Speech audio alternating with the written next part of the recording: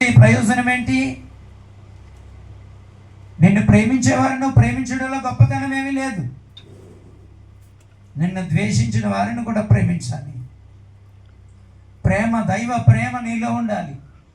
యేసుక్రీస్తు ప్రేమ నీలో ఉండాలి. నీలోనికి బయటికి వెళ్ళాలి. ఎప్పుడైతే దేవుని ప్రేమ కలిగి ఉంటావో, ప్రేమలో నువ్వు అభివృద్ధి చెందుతావో, తెలియకుండానే దేవుడు నిన్ను ఆశీర్వదించకుండా ఉండలేడు.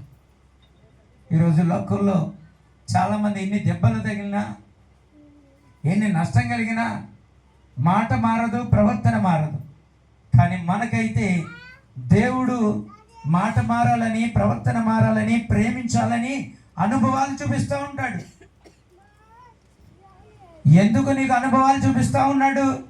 ఎదుటి వాడిని ప్రేమించగలవు. ఎందుకు నీకు అప్పులు, ఎందుకు నీకు ఆర్థిక కొరత, ఎందుకు వస్త్రహీనత, ఎందుకు సమస్యలయ్యా అంటే ఆ సమస్యలోనైనా దేవుని ప్రేమను గుర్తుపెడతామని. ఎదుటివాడు ప్రేమించగలవు. నీకెందుకు శ్రమల కొలములో వెళ్ళిపోతుంది బండి?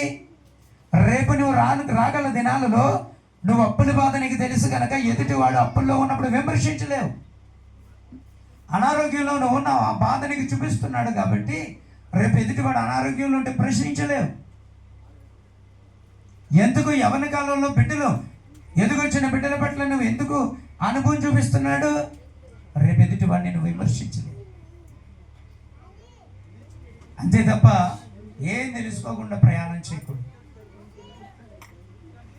ఈరోజు ఎందుకు మన ఆశీర్వాదం పోతుంది తెలుసా? ఎందుకు మన దీవెన పోగొట్టుకుంటున్నాం తెలుసా? మాట్లాడే విషయంలో కానీ, ప్రవర్తన విషయంలో కానీ, ప్రేమ విషయంలో కానీ అభివృద్ధి చెందాలి. నేను కూడా డిసైడ్ అయ్యా, దేవునితో ఇంకా ఎక్కువ సహవాసం చేస్తూ ఇంకా ఎక్కువ, ప్రతి విషయంలో ఇంకా ఎక్కువ బలపరచాలి.